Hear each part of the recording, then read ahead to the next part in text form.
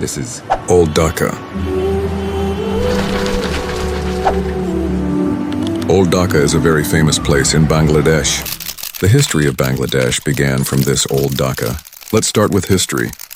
1600 সালে ঢাকা যখন রাজধানী হয় তখন কিন্তু এই পুরাতন ঢাকাই ছিল নতুন রাজধানী, কিন্তু সময়ের সাপেক্ষে আজকে এটা হয়ে গেছে পুরাতন শহর, মানে পুরাতন ঢাকা। গত ভিডিওতে আমরা দেখানোর ট্রাই করছি নতুন ঢাকার বিভিন্ন জিনিস এবং পুরাতন ঢাকার খাবার দাবার এবং পুরাতন ঢাকার হালকা পাতলা কিছু লোকেশন আপনাদেরকে দেখাইছি, কিন্তু আজকের ভিডিওতে আমরা পুরান ঢাকার বিভিন্ন জায়গা সম্পর্কে জানবো এবং ইতিহাস সম্পর্কে জানবো।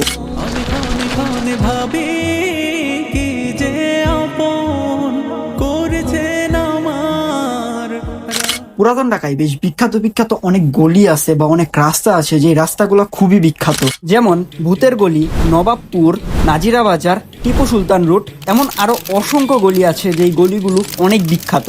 বর্তমানে পুরাতন ঢাকার বিভিন্ন গলি বা বিভিন্ন রাস্তায় গেলে যেসব বাড়িঘর দেখা যায়, সেসব বাড়িঘর দেখলেই বোঝা যায় যে এটা পুরাতন ঢাকা।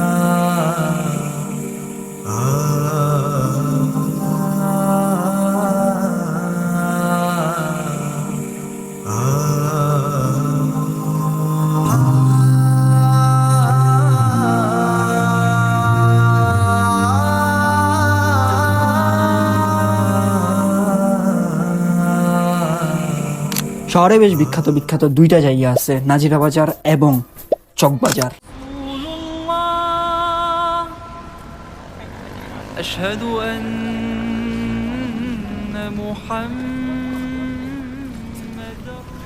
চকবাজার বিখ্যাত হয় মুঘল আমলেই। মুঘল আমলে এটি বাংলাদেশের প্রথম এবং অন্যতম একটা পাইকারি বাজার ছিল। নাজিরা বাজার মূলত ঢাকার একটি ঐতিহ্যবাহী খাবারের এলাকা বা খাবারের এলাকা নামে খুবই পরিচিত। বিশেষ করে এখানে সুস্বাদু বিরিয়ানি, কাবাব এবং ইফতারের জন্য বেশি বিখ্যাত। সময়ের সাথে সাথে এখন এখানে অসংখ্য খাবারের দোকান রয়েছে। এখানে মূলত সন্ধ্যার পরে থেকে মানুষজন আসা শুরু করে এবং সন্ধ্যার পরে থেকে সারা রাতই মোটামুটি মানুষ থাকে এবং রান্নাবাড়া হতেই থাকে, মানুষজন আসতে থাকে। দোকানগুলো আছে, সেই দোকানগুলো অনেক পুরানো দোকান এবং এখানে ঐতিহ্যবাহী বেশ কিছু দোকান আছে, যেই দোকানগুলা মানে অনেক আগে থেকেই, মোগল আমল থেকেই এই দোকানগুলো এখানে আছে।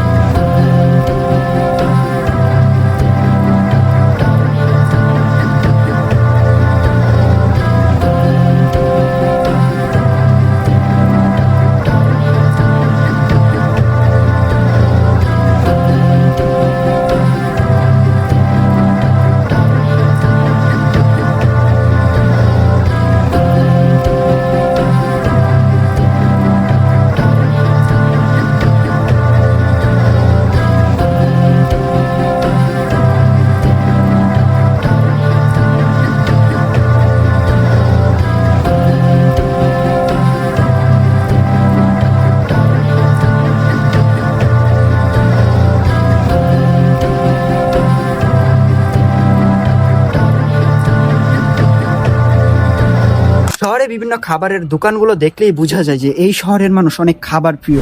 বাংলাদেশের মানুষ পুরাতন ঢাকাকে চিনে শুধুমাত্র খাবারের দিক দিয়ে। এখানের খাবার নিয়ে পুরো বাংলাদেশে কন্ট্রোভার্সি হয়, যেটা আমি আগের ভিডিওতে আপনাদেরকে বলার চেষ্টা করছি যে এখানে কেন খাবার নিয়ে এত বেশি কন্ট্রোভার্সি হয়, কিন্তু তারপরেও মানুষ এখানে এসে খাবার খায়।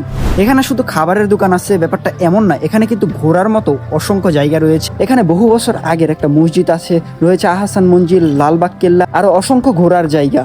লালবাগ কেল্লা এবং তাহসান মঞ্জিলের একটা ভয়ানক ইতিহাস আছে, সেই ইতিহাসটা এখন আমি আপনাদেরকে বলবো।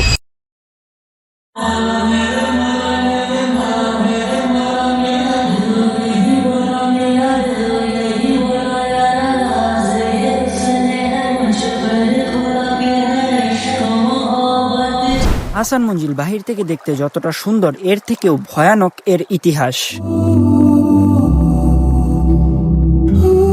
নবাব খাজা আব্দুল গনি 1859 সালে এই আহসান মঞ্জিলের নির্মাণ কাজ শুরু করেন।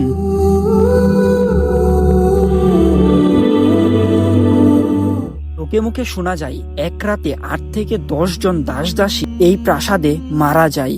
এরপর থেকেই নাকি এই প্রাসাদটি অভিশপ্ত প্রাসাদ হয়ে যায়।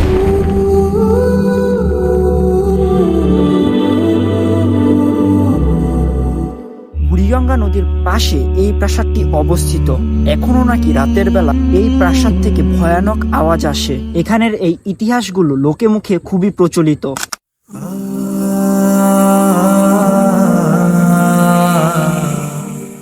মোহাম্মদ আজম শাহ লালবাগ কেল্লার নির্মাণ কাজ শুরু করে, কিন্তু এই কাজটা সম্পূর্ণ সে করতে পারে না, কারণ তখন মারাঠার যুদ্ধের সময় আজম শাহ দিল্লি চলে যান মারাঠার যুদ্ধে অংশগ্রহণের জন্য।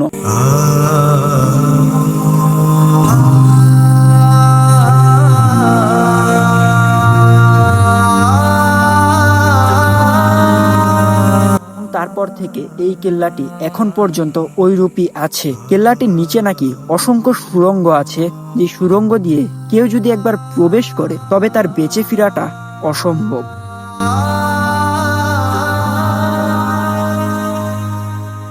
পুরান ঢাকায় একটা মসজিদ আছে, যে মসজিদটা নাকি জিনেরা তৈরি করছে।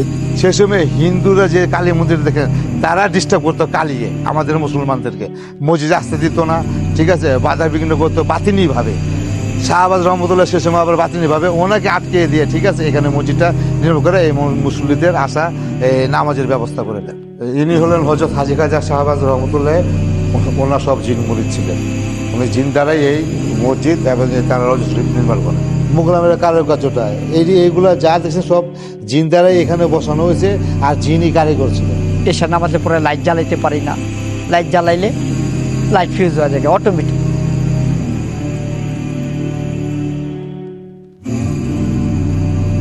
হযরত হাজী খাজা শাহবাজ বাবা এই যে এখানেই কোরআন তেলাওয়াত করতেন। উনি কোরআন তেলাওয়াত করতে করতে এই যে জিনটা এখানে এসে তার মুরিদ হওয়ার পরে উনি আলা ওই জিন দ্বারাই মসজিদ নির্মাণ করেন এবং তার রওজা শরীফ নির্মাণ করেন। মানে শাহবাজে যত ভক্ত জিন আছেন ওনার শাহবাজে থাকবেন, আমরা চলে যাব, মৃত্যু হয়ে যাবে, কিন্তু ওরা তো মনে করেন ওরা তো এই কিয়ামত পর্যন্তই থাকবেন ওনার সাথে। হযরত হাজী খাজা সমাজে যার মন ভালো আছে, নামাজি, অন্তর ভালো, শাহবাজ রহমতুল্লাহের যারা জিন জাতি আছে ওনারা ওদেরকে দেখতে পারে এবং ওনার সাথে কথা বলে যে ওই কী কারণ আছে, ওনার বিপদ আছে, হযরত হাজী সাহেব উসিলা করে তার বিপদ কেটে যায়। ও আমার বংশপর মধ্যে আমরা জানতে পারি যে এই মসজিদ এবং এই মাজারটা জিন দ্বারাই তৈরি করছে। এইগুলো যে ডিজাইনটি দেখুন, নকশা দেখতেছেন, এই যে নকশা দেখতেছেন, এইগুলো টোটালি জিন দ্বারাই তৈরি করছে, যেভাবে কারুকার্য দেওয়া আছে। একটি ভিডিওর মাধ্যমে কোনোভাবেই একটি এলাকার সংস্কৃতি তুলে ধরা সম্পূর্ণরূপে সম্ভব নয়। দেখা হচ্ছে খুব শীঘ্রই।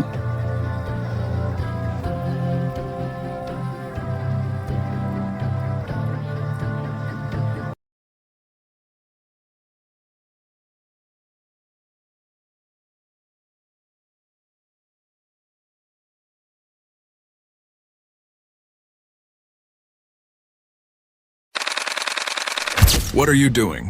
You spend your days just watching the news. Come on, the real truth.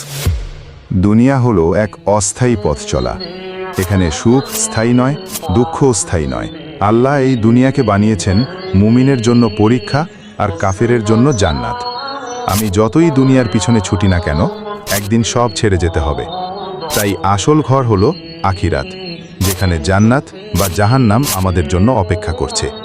তাই দুনিয়াকে ব্যবহার করুন আখিরাতের প্রস্তুতির জন্য, কারণ মৃত্যু খুব কাছে, যা আমরা খুব সহজেই ভুলে যাই।